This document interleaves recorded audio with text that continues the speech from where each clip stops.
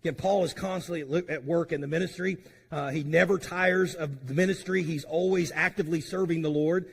And when you serve the Lord this way, especially as a leader, it creates a lot of burdens. Again, it's not a complaint. It's just the reality. And Paul says, listen, we have oppositions without. City leaders that didn't like Paul's message, often that led to some physical beatings for the Apostle Paul. Businesses would reject the Apostle Paul. They would bring up slander and different accusations to get him run out of different towns. So there was always this opposition without. But there was also opposition within. People within the church. By the way, Corinth wasn't the only church with problems. Probably every church to some degree that Paul planted had problems because they were made up of people.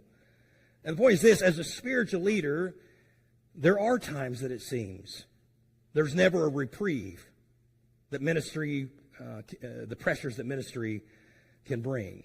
There's a lot of examples I've read through the years of different ministers, famous ministers who've struggled.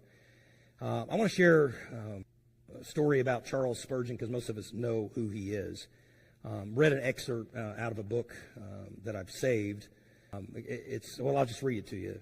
So the excerpt said this: Charles Spurgeon suffered black periods of anguishing depression.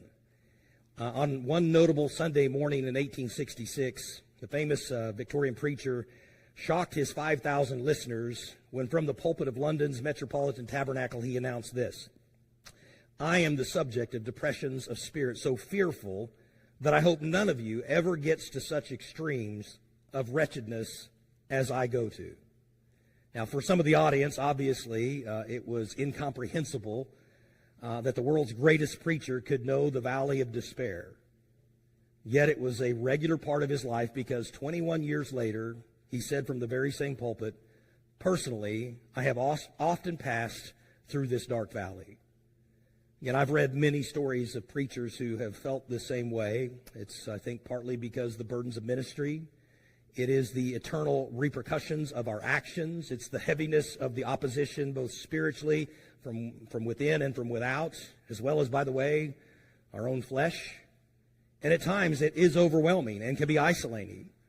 And I don't say that again to make you concerned for me or feel sorry for me. I'm just sharing with you how I can relate to the Apostle Paul. But by the way, it's not just pastors who struggle with discouragement. But here's what I want to remind you. God is sure gracious.